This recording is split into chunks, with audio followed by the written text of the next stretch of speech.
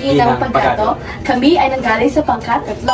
At ngayon, tatalakayin natin ang ikatlong yugto ng disaster management plan, ang disaster response. So, ano nga ba ang disaster response? Disaster response. Sa yugto ng disaster response, pangunahing layunin ang agarang pagtugon sa epekto ng isang kalamidad.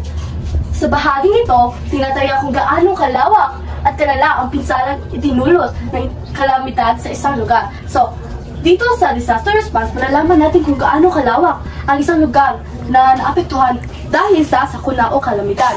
At malalaman din natin kung gaano karami ang mga taong kailangan tulungan. Bakit nga ba ito mahalaga?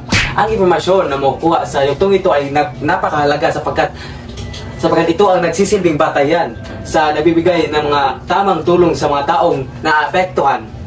Basically, dito natin ito ang basihan natin sa mga tulong na ibibigay natin sa mga taong naapektuhan ng mga kalamidad at mga sakuna. Merong tatlong hakbang ang disaster response. Una ay ang needs assessment. Ano nga ba ito? Needs assessment, pangunahing pangangailangan ng mga biktima. So, sa salitang needs, ibig sabihin ito ay mga pangangailangan. Unang pangangailangan ng mga tao, kagaya na lamang ng pagkain, tahanan, at damit.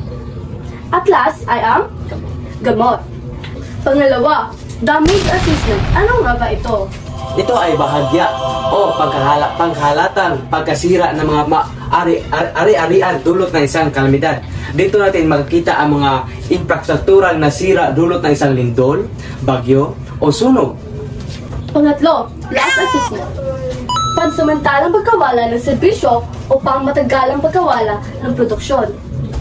Halimbawa nito ay kapag merong lindol sa inyong lugar at nawasak ang isang infrastruktura na nagproproduce ng mga lokal na kagamitan, nawala rin ang mga trabaho ng mga tao, ito na ay halimbawa ng loss assessment.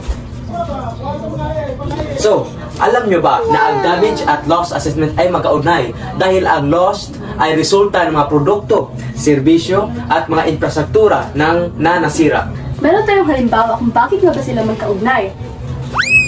Meron tayong nakikita isang tulay na nasira. Maaari galing sa lindol o sunog o baha. At meron tayong nakikita na isang sasakyan na hindi makatawid dahil nasira ang tulay. So, para sa inyo, saan dito ang damage at loss? Bakit nga ba sila ito magkaugnay?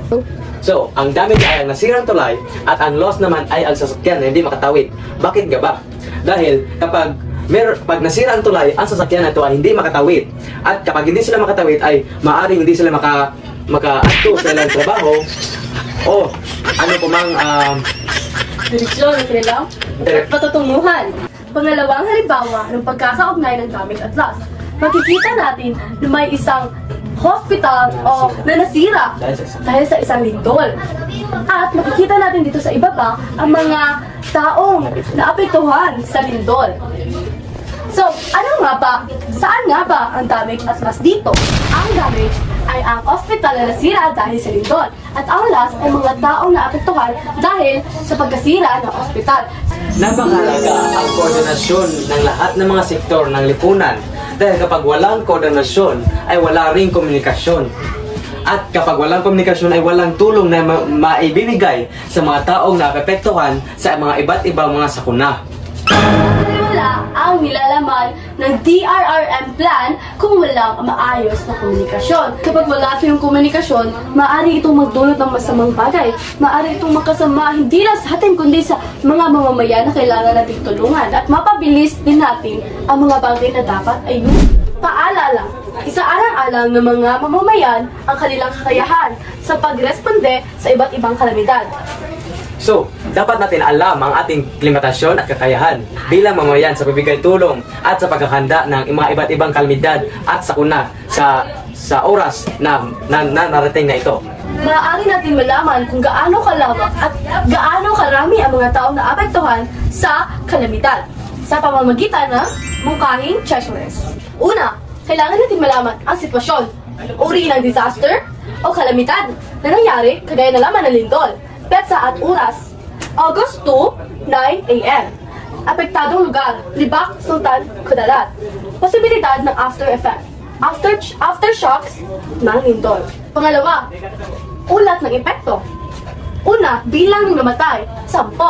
Bilang ng nasaktan, 16. Bilang ng nawawala, 5. Nangangailangan ng tirahan at damit, 100 at 14. Nangangailangan ng pagkain at tubig, 100 at 14.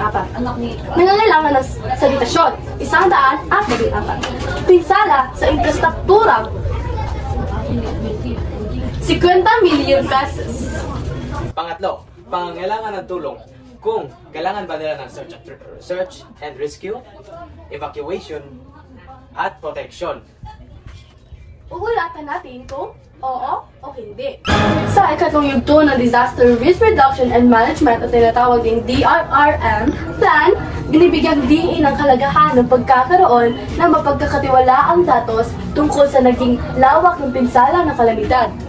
So, sa madaling salita, ang DDRRM ay napaka-importante dahil sila ang nagbibigay datos o sila ang nagbibigay basihan sa tulong na ibibigay natin sa mga taong naapektuhan. Kapag wala naman ang DRRM ay hindi mabilis at maayos ang tulong na maibibigay natin sa mga taong naapektuhan na anumang mga kalamidad at sakuna.